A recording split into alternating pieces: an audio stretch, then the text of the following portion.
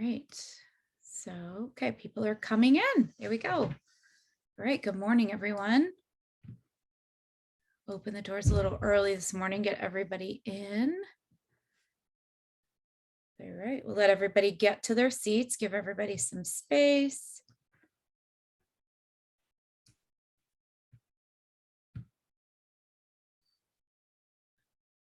All right.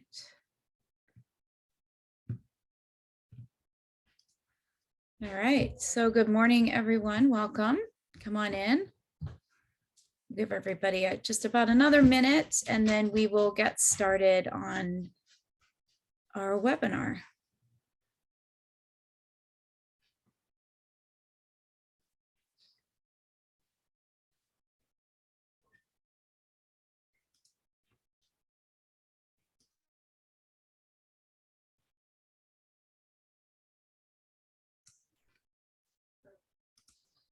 All right, so good morning, everyone. We just want to welcome you all to our offshore wind industry landing supply chain opportunities for local manufacturing.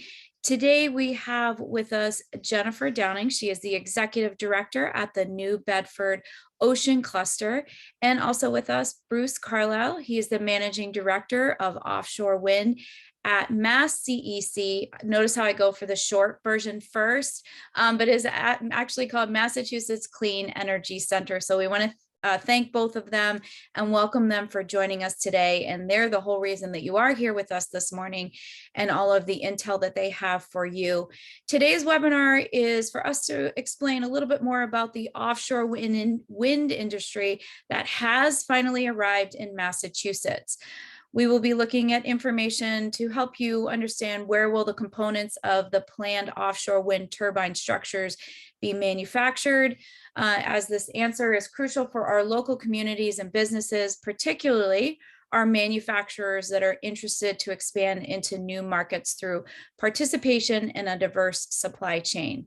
So that's why we're in here today. So we're glad that you joined us to learn a little bit more about the offshore wind industry and how your company can participate. I'm Haley Steele. I'm with MassMEP, and I'm moderating this session for you all today. So we want to thank you for joining us this morning and taking an hour out of your time to be with us.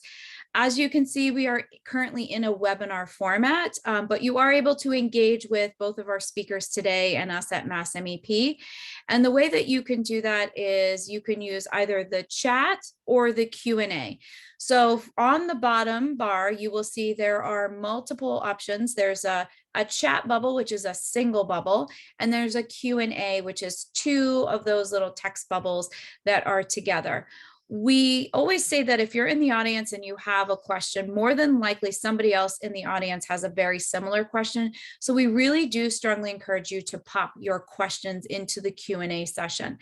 We also have the chat bubbles, and that is something where you can have more of a direct connection to either of our facilitators that are in here with us this morning, or if you need to reach out to one of us directly at MassMEP, we encourage you to use that option.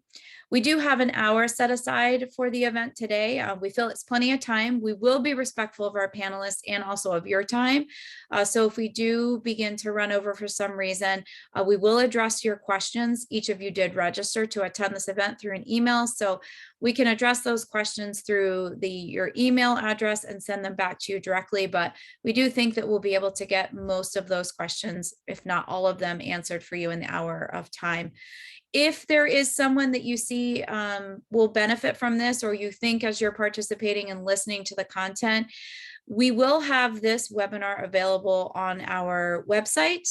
It will also be available on our MassMEP YouTube channel, and I think it will also be available under our Facebook page under our videos. So please send them to any of those areas and they'll be able to access the video. Also, for those of you that are in here, or for those that registered to attend but couldn't make it, we will be sending those links out to you as well directly, so you'll be able to access this webinar. So without further ado, let's begin the offshore wind industry landing supply chain opportunities for local manufacturing webinar, and I'm going to turn it over to Bruce.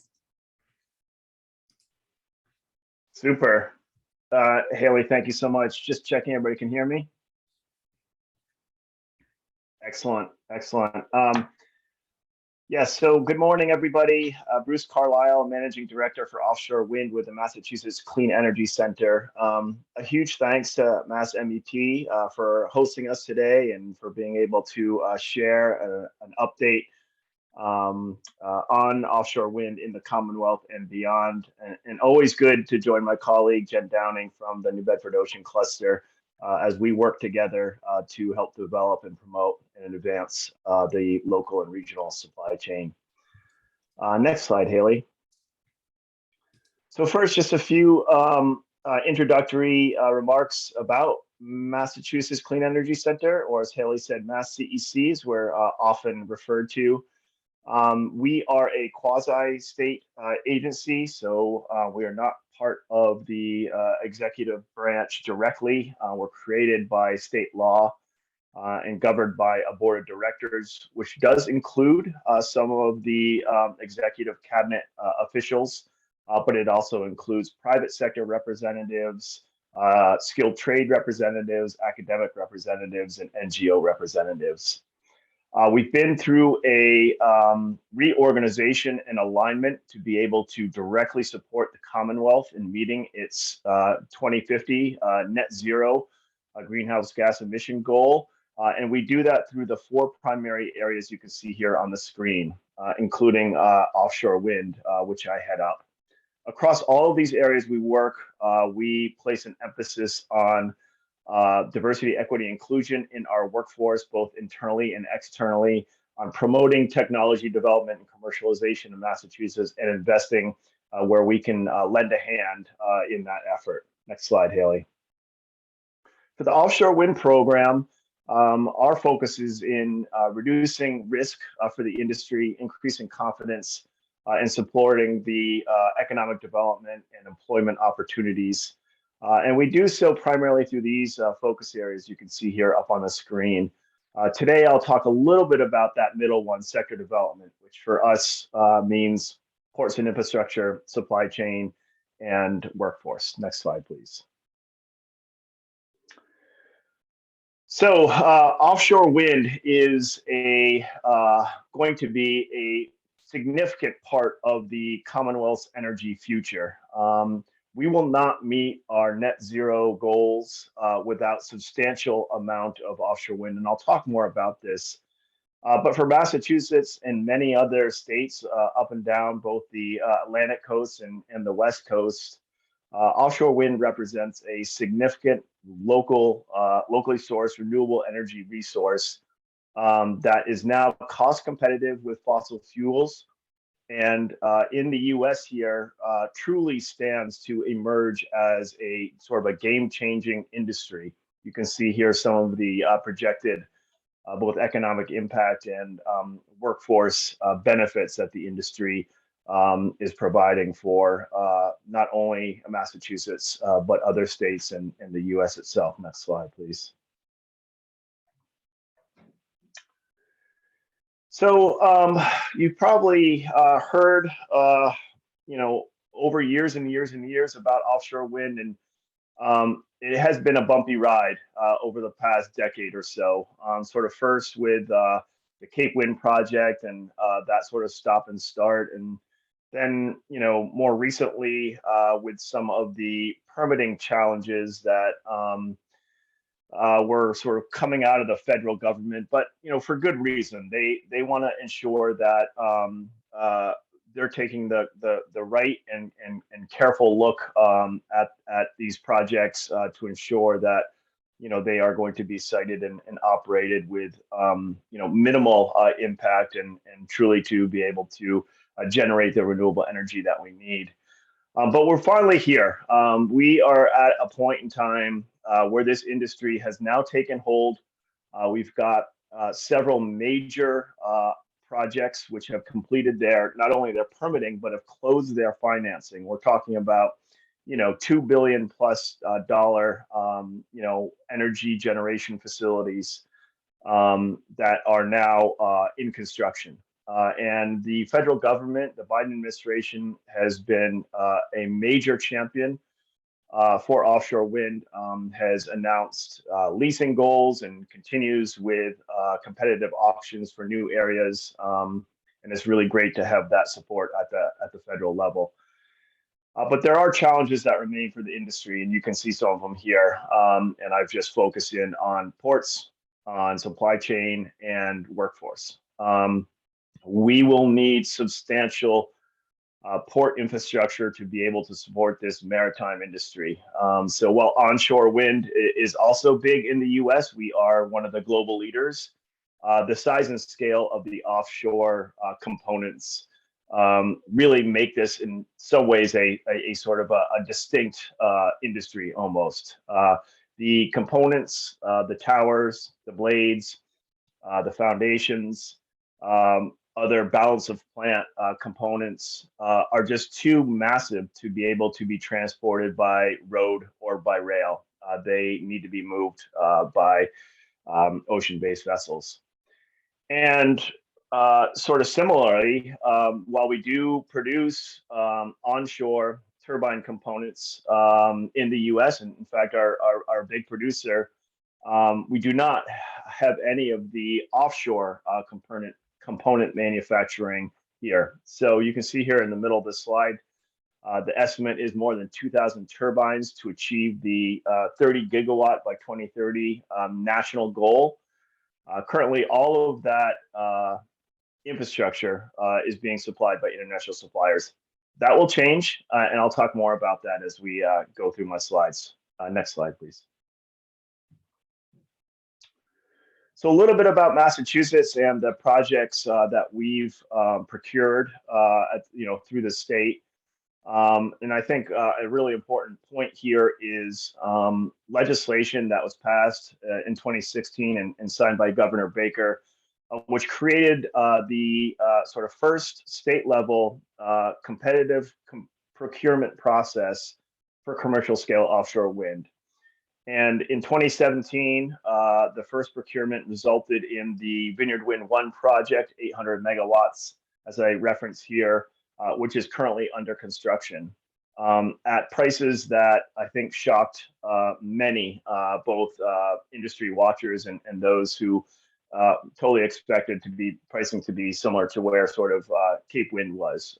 Essentially what happened is the US has essentially adopted the pricing structures made available through Europe's more than 2 decades of work in this industry and all of the levelized energy cost reductions that they've been able to achieve that we are onboarding here.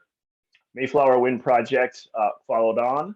And then just in December, the Commonwealth announced the third selections of the most recent competitive procurement with Avangrid winning a 1,200 megawatt project and Mayflower winning another 400 to bring their total bill to 1,200. Two other really important points here. The 2021 climate bill increased our authorization of 2.4. So now we have legislatively authorized goal of 5.6 gigawatts by 2027. And then more importantly, the roadmap to net zero looked at all sorts of scenarios and all sorts of different energies and fuels to get us to where we need to be. And that study speaks to approximately 15 to 20 gigawatts installed over the next 30 years or so. Next slide, please. This is just a graphic which sort of highlights the leased areas and really sort of Massachusetts leadership in this industry. I've talked about the 5.6 and the next, goals over the next several years, the projects that we selected. And it's also important to note that in addition to Massachusetts, other states have been procuring energy and wind farms from this same southern New England lease areas, including Connecticut, Rhode Island, and New York. Next slide, please. And here's a snapshot of the current US offshore market. focused on the Atlantic coast, and the West Coast is soon developing, and we'll be able to add, hopefully, California and Oregon to this list, and possibly Hawaii as we go. But you can see here more than 40 gigawatts of state goals, and currently selected already 14 gigawatts. So a really robust and healthy pipeline, which is what the industry needs and wants to be able to start investing in the US domestic market. And we'll talk more about that. Next slide. So this slide is really sort of meant to give folks a overview of the different supply elements of offshore wind.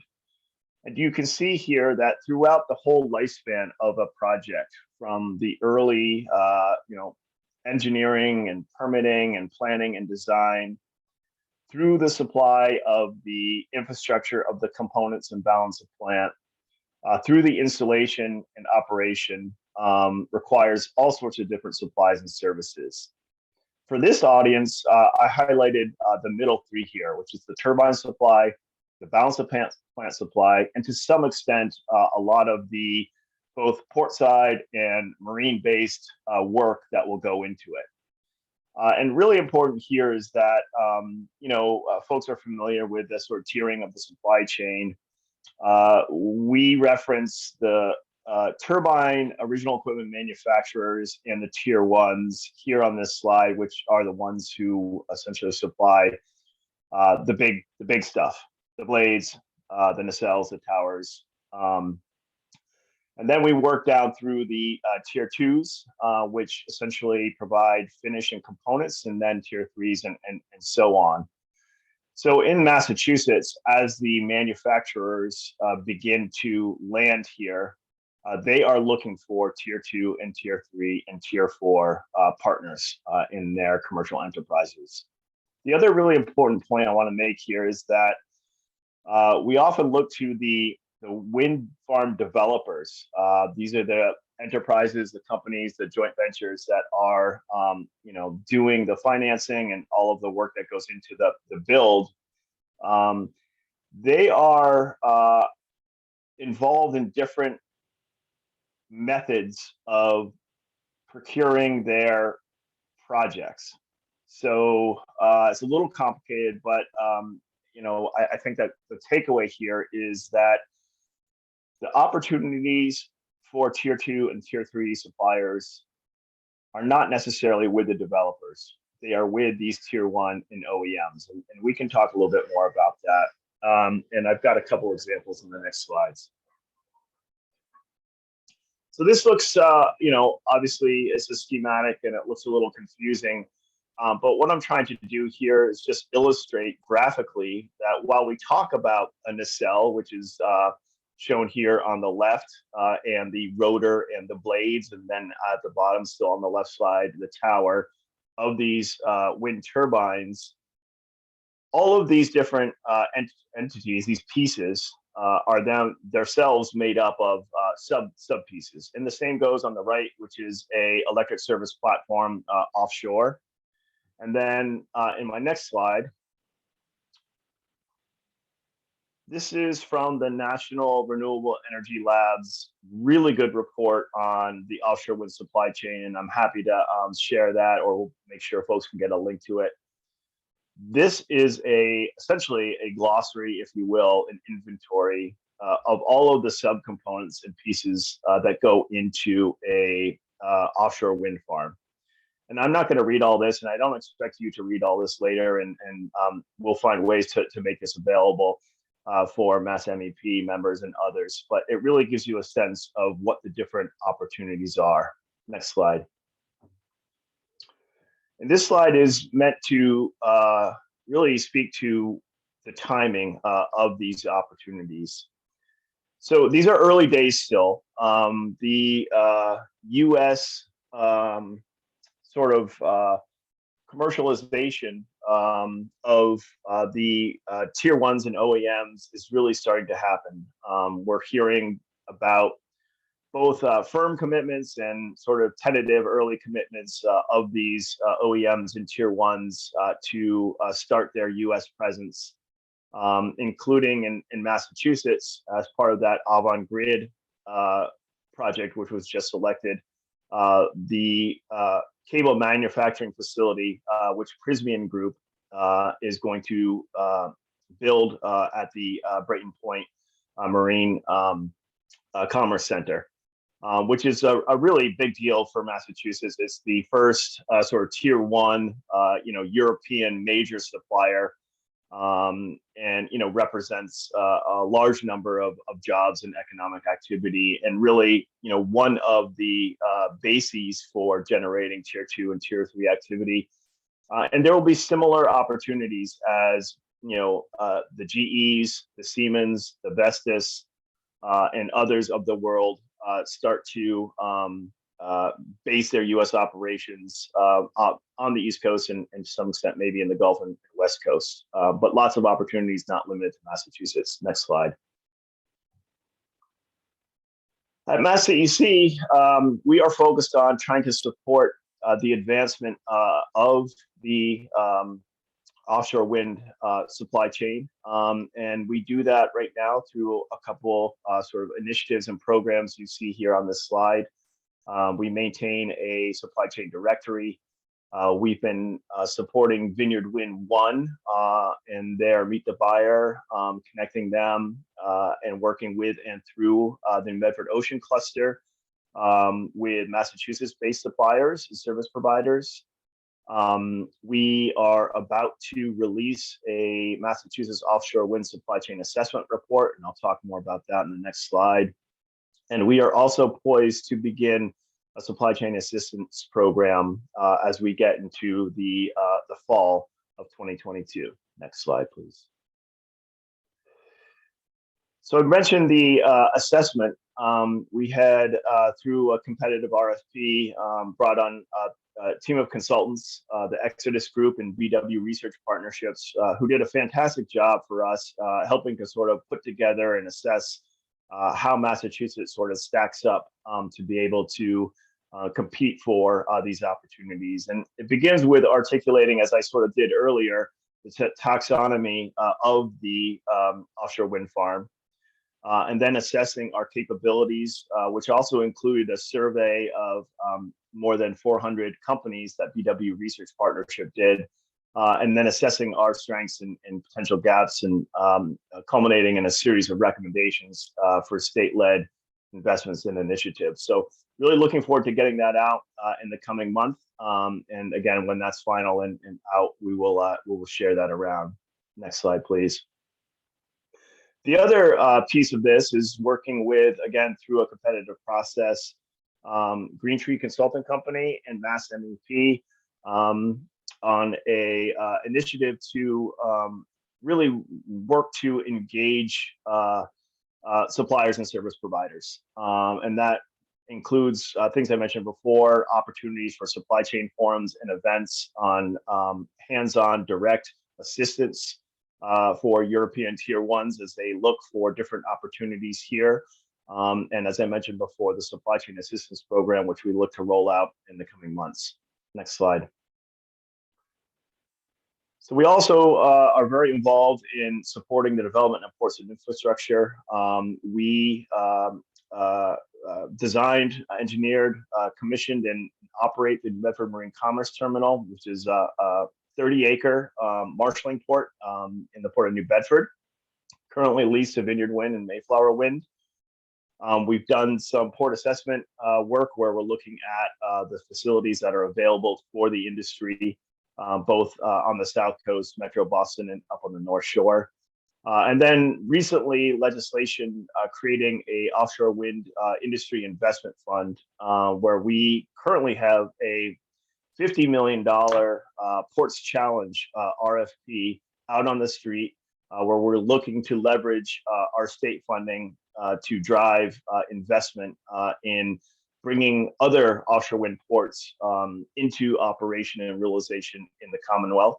And we will also be looking to be investing in our facility in New Bedford as we look for opportunities for expansion. Next slide. And at the same time, as I mentioned, sort of the third piece of our sector development work is workforce, which is really critically important. There's going to be tons and tons of opportunities, but we're going to need the pathways, the academic programs, the certificates, the specialized health and safety training, and others. And we are very blessed here in the Commonwealth with a whole array of very well qualified entities who are already doing this in adjacent and now in offshore wind. We just announced our fourth series of workforce grants, almost $4 million a few weeks ago when we were down at UMass Dartmouth for some of these programs that you see here up in this slide. So stay tuned to this space, and obviously if you want to connect up with any of our training partners, we're happy to make those connections. Next slide. And this is my last one. And this is also to say that not only are we focused on the active projects down in the southern New England area, but the next frontier, which is the Gulf of Maine. And the federal government has really sort of commenced in earnest the formal planning process for commercial leasing. MassCEC and our colleagues at the Energy and Environment Executive Office, at Coastal Zone Management, at Marine Fisheries and others sit on the Intergovernmental Task Force and really supporting BOEM as they are working on the siting process to hopefully arrive at commercial leasing competitive auction in 2024. So with that, I'm going to wrap up my remarks. I've got my contact information, my colleague Lauren, who does a lot of supply chain work with us, and I'm going to hand it back to Haley and then over to Jen. All right, so I'm going to switch some things over so that Jen will be able to give you some more content. So let me change that over for Jen, and then we will get her started on her show. If I can, I got to move my bars around. I was saying earlier, if I had one more monitor, it would be perfect. 3 is sometimes not enough. Sometimes I need 4. So let me get this going here. All right, so it should be good. All right, here we go. And for some reason, it doesn't, it's not, I apologize. There it is. Okay, let's try this one more time. Make this work. There we go. All right. All right, Jennifer, you are all set. All right. Thank you, Haley. And my name is Jennifer Downing. I'm the Executive Director of the New Bedford Ocean Cluster. Really appreciate the opportunity to be here today and be a part of this discussion. What I'd like to do is just share with you a little bit about the New Bedford Ocean Cluster and what we're doing on a localized level in New Bedford, Greater New Bedford, and the South Coast to advance the offshore wind industry here in Massachusetts. Next slide. So you may or may not aware, but the city of New Bedford is really been for generations culturally and economically tied to the sea. Our full service industrial port and working waterfront is really an economic engine, not just for the city, but the region and the state. The port supports approximately 6,600 jobs and an annual economic output of about $11 billion. And most of this activity is associated with our commercial fishing industry. New Bedford's port is the highest grossing commercial fishing industry in the US. The port is home to 500 vessels that are supported by over 200 vendors that include processors, fuel companies, equipment manufacturers, and other ancillary businesses. The success of our port really created the opportunity to grow and diversify. And the emergence of the offshore wind industry is really the most prominent and lucrative new opportunity for New Bedford.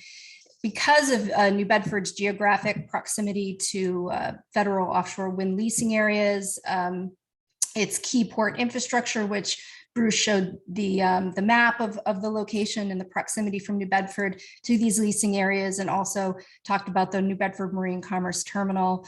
those assets, as well as we've got a seafaring workforce, and then that supportive policy, both on a local level and state level, is really positioned New Bedford to become a hub for offshore wind. And it's becoming a very attractive location along the East Coast as well for foreign offshore wind companies that are looking to do business in the US market.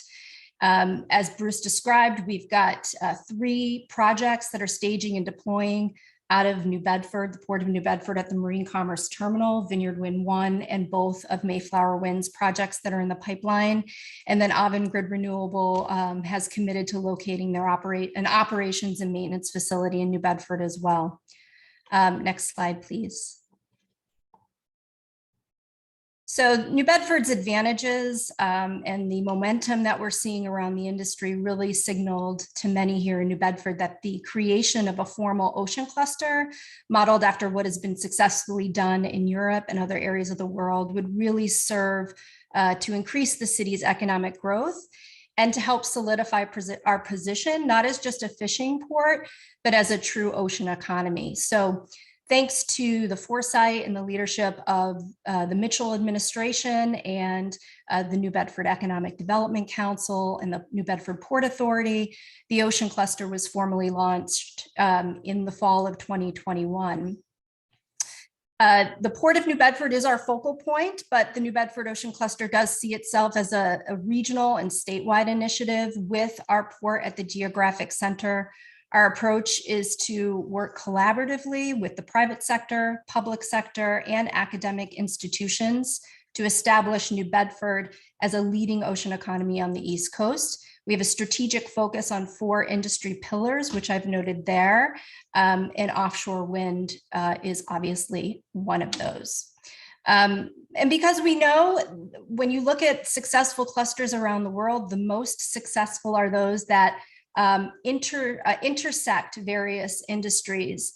And so one of the things we're trying to do at the Ocean Cluster is to support the identification of how our industry pillars can enter new markets through intersection. And so that's another thing we're looking at the Ocean Cluster as we continue to grow. Some examples of that is the integration of aquaculture businesses into commercial fishing, processing and harvesting, the harvesting supply chain. There's early research to suggest there's opportunities around aquaculture and offshore wind. And so we're looking at those things. In the coming months, in terms of our organization and our continued growth as an ocean cluster, we are beginning to assemble industry-led advisory committees to oversee each one of these areas, to shape cluster activities as we move into the future, and to ensure that stakeholder interest, industry interest is really represented in what we do as we try to advance new programs through the cluster. Next slide, please. The offshore wind space is really where we are the most developed at the cluster as a new organization. Our primary focus right now is supporting local supply chain development for offshore wind. Vineyard Wind 1 has a significant commitment to local content, and their contractors have expressed interest in working with local entities to help deliver on their project timelines. And so to that end, we launched the Act Local program in partnership with Vineyard Wind and the Massachusetts CEC. We're also getting support from Exodus Group, which is a global energy consulting firm. So they're providing us some technical expertise. And the point of the program is to connect OEM and Tier 1 supply companies with local businesses in Greater New Bedford that are interested and able to participate in the offshore wind supply chain. The program aims to connect businesses and to facilitate matchmaking to help break down barriers of entry into the offshore wind supply chain by helping to identify opportunities, bringing information to local companies through events and other information sharing channels, and assisting businesses in getting the resources they need to enter the industry. And we do that both directly, but also trying to connect companies that we're meeting along the way with our partners like Massachusetts CEC that has a tremendous amount of resources to support local businesses trying to enter the industry. So we sort of see ourselves as a local on the ground entity with eyes and ears on the ground, really trying to make sure that there aren't any connections missed, and that businesses are getting an opportunity and the resources they need if they desire to enter the industry. Next slide, please. So this schematic sort of shows what we're trying to achieve in terms of the Act Local process. The first sort of phase, or what we're trying to do, is to develop relationships with developers, with OEMs and tier 1 companies to understand their scopes of work, and then defining those scopes of work, which can often be complex for new companies trying to enter the industry, breaking that down into common language, and getting that information broken down into what we say are SMART opportunities that are specific, measurable, actionable, relevant, and timely.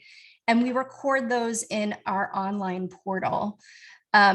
We have relationships with a number of community leads. These are organizations that have vast networks of businesses that they're working with and communicating with on a regular basis. And so part of what we're doing is taking the information that we're hearing, that we're getting, and disseminating them down into our community leads and asking them to then share that information further out. Just like the Massachusetts CEC, we are organizing our own information sharing events so that we can facilitate connections between prospective supply chain entrants and offshore wind industry players. For example, this evening, we have a community outreach forum that we're having in New Bedford.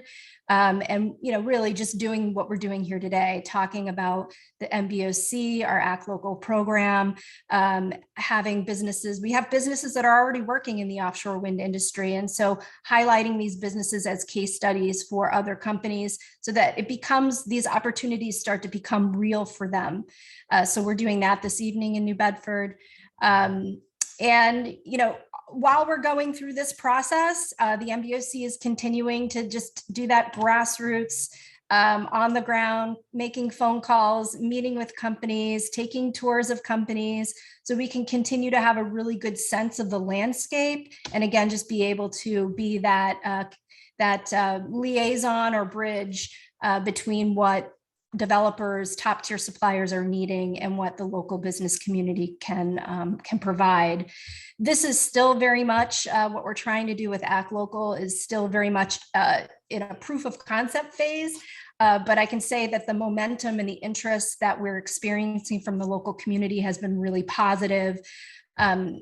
At this point, like I said, most of what we're doing is on a real granular level, trying to do that outreach. And we're not using the portal yet, as I've described. We're waiting for a lot of these tier 1 suppliers to be releasing their scopes of work and getting them to see that portal as a tool that they can use to streamline the process.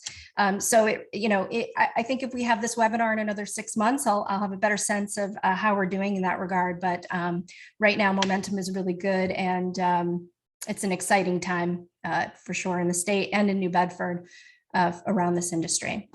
And next slide, please.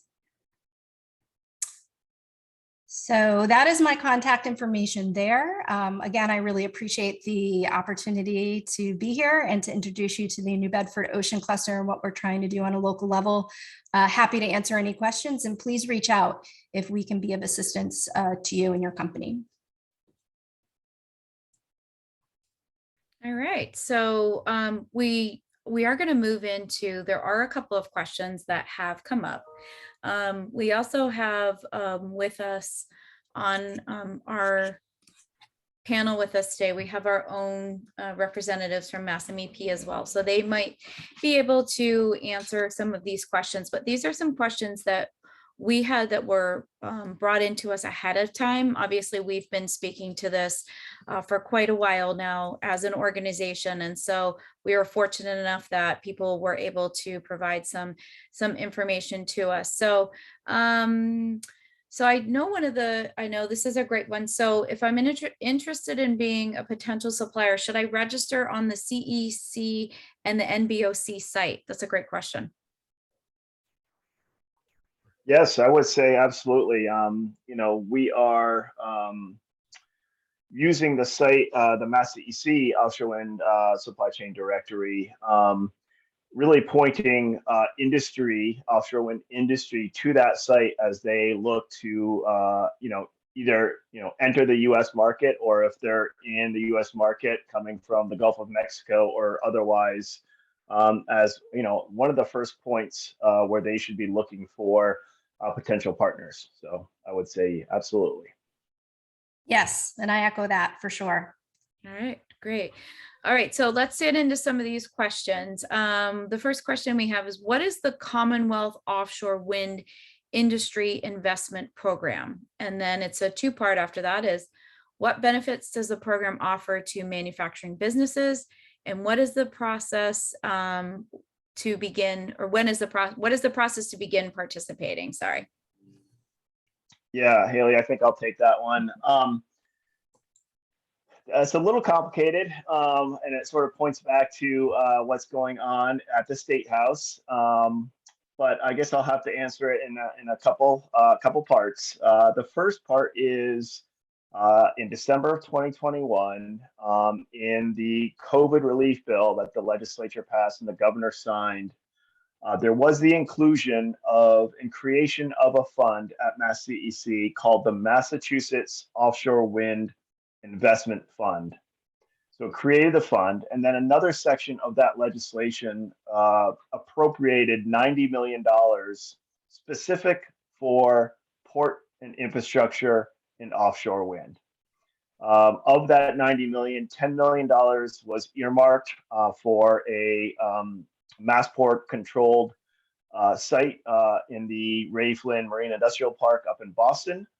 And then working with the administration and our board of directors, MassCEC received our board authorization for an investment program, which put, as I mentioned before in my remarks and my slides, $50 million out in a competitive RFP, which is open. You can find it on our website, and $30 million in reserve for investment in the New Bedford Marine Commerce Terminal, subject to future board authorization.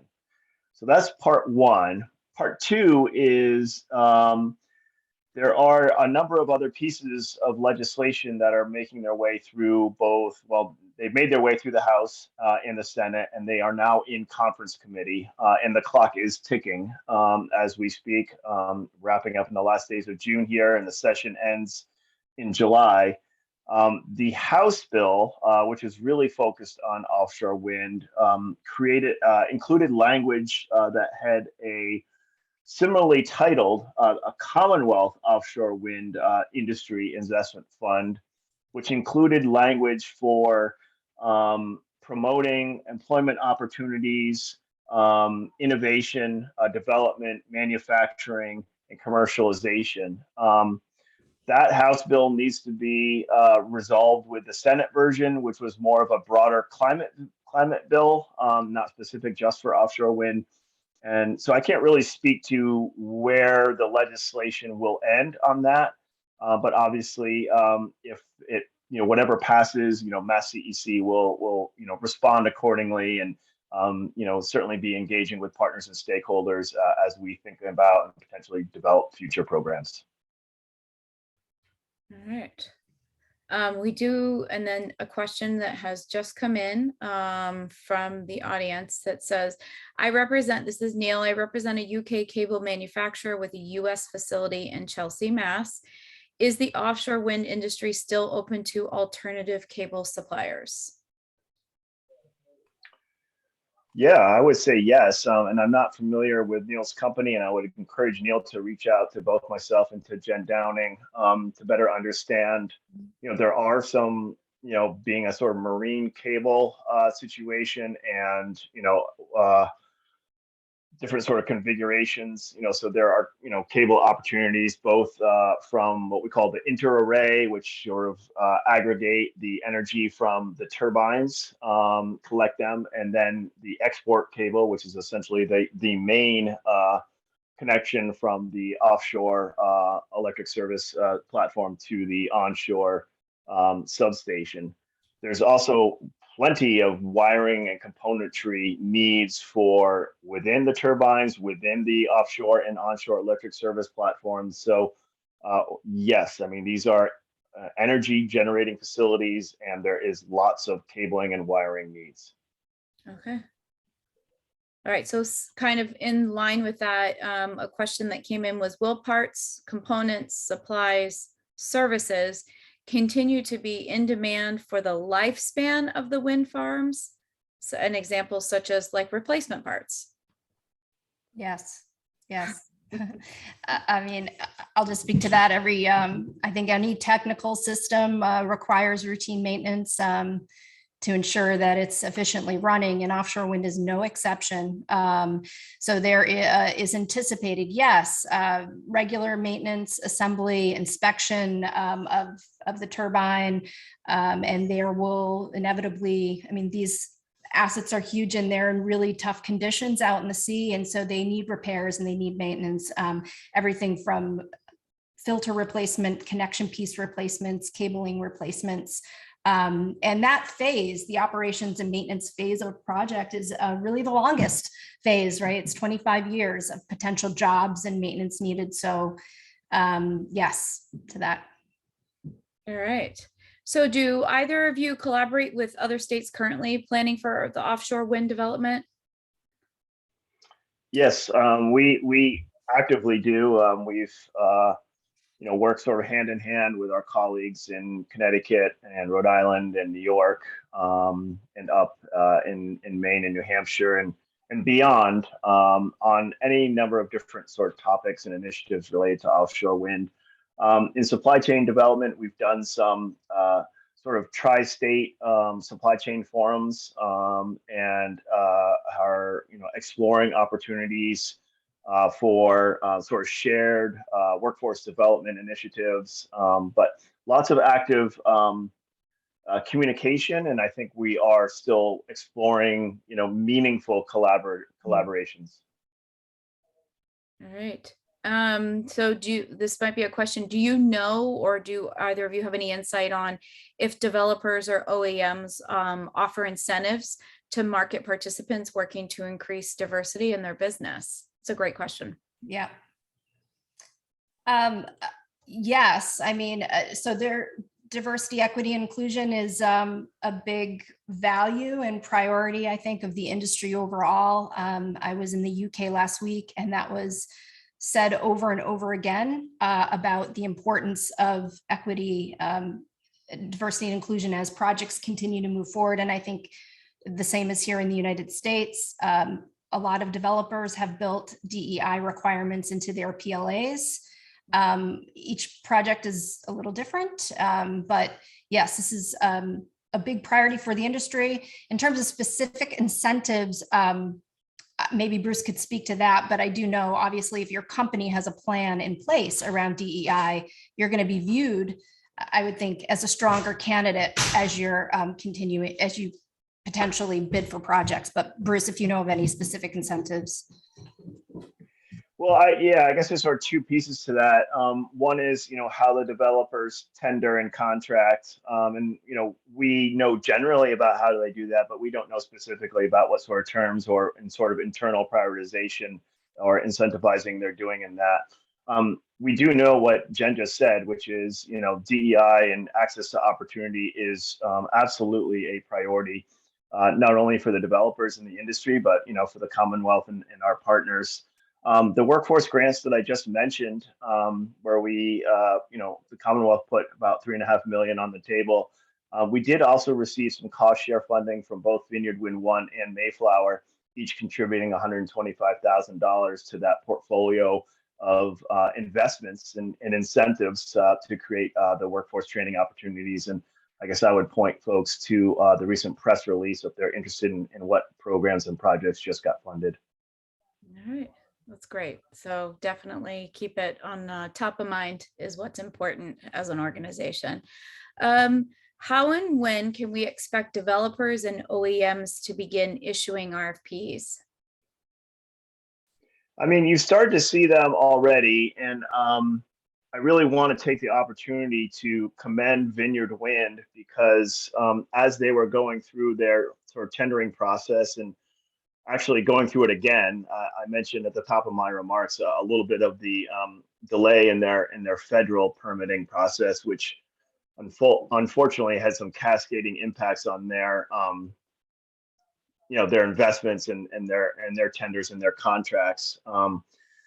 But especially as they were reviewing and revisiting their contracts, they, in each of their OEM and tier ones, put a very strong financial incentive for these companies to look to local suppliers and service providers. And in turn, through the Meet the Buyer events and our engagement with those primarily European tier ones, we're already starting to see some of those conversations very early, right? No one is manufacturing here yet, but they're still bringing over these large components, which are going to need various work done portside here in the US. And as they start to prepare for whatever their sort of commercial enterprise might be, so this is the right time now for Massachusetts supply chain to pay attention. Look to the MBOC website, look to us and to others for these opportunities. And,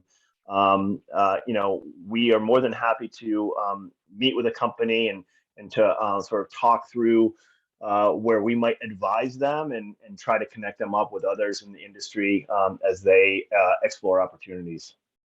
Okay, so this obviously comes from a manufacturer. If a manufacturer is lean and agile, who can they speak to about pivoting to fill a gap in the supply chain? Well, I would say reach out to Bruce's organization at the MassCEC. You can reach out to the MBOC. We would love to hear about your business, how you're thinking about pivoting, and then based on what our knowledge is of the supply chain, where there may be gaps and where there may be resources for you, we can start to point you in the right direction so you can get prepared. All right. Yeah, I guess I would add to that too. Our partners at MassMEP, obviously, probably our audience here more likely than not members, and MassMEP has been a great and continues to be a great partner as we look to make these connections with the offshore wind industry and our local manufacturing ecosystem. So we look forward to continuing to sort of working jointly and together and to making sure that a company is getting the the attention, the responses, the answers that they have across a network of partners. Yeah, absolutely. So I'm going to ask this last question, always a good one. So any tidbits or any suggestions that might help them improve their competitiveness in the RFP process? I'll take a first whack at this, and Jen may have some other thoughts.